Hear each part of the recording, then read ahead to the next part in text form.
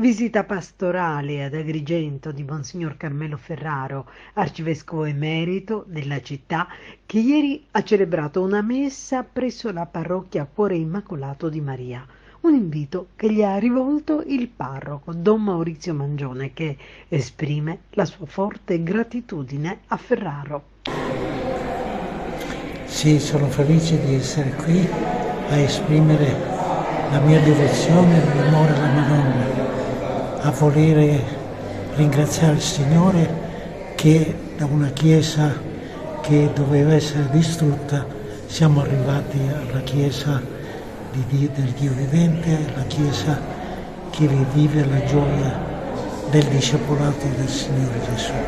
Auguro a tutti di poter dire come Gesù diceva del Padre: sappia il mondo che noi abbiamo il Signore Gesù.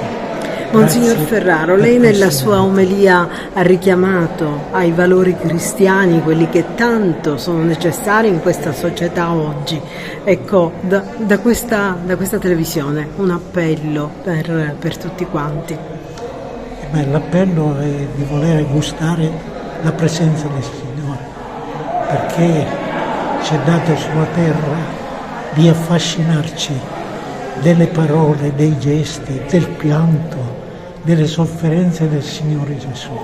E noi vogliamo andare per il mondo a testimoniare che c'è un altro modo di vivere se viviamo alla maniera di Gesù.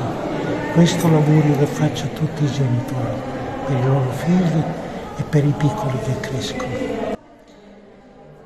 Orgoglioso, ma ringrazio Dio per quello che fa, perché è Lui che opera prodigi, segni bellissimi. E in questi 16 anni di sacerdozio il Signore mi ha fatto dei doni grandi. Oggi era giusto, doveroso avere Sua Eccellenza Monsignor Carmelo Ferraro a venire a celebrare questa Santa Messa. In questi ultimi tempi, da quando abbiamo inaugurato la nuova aula liturgica, tanti sacerdoti sono venuti, tanti mi hanno chiesto: posso venire a celebrare la Santa Messa? Ecco, ho invitato Sua Eccellenza perché è colui che mi ha ordinato sacerdote, c'è un legame forte e quindi oggi abbiamo vissuto una Pentecoste, abbiamo vissuto un momento di festa, un momento di grazia.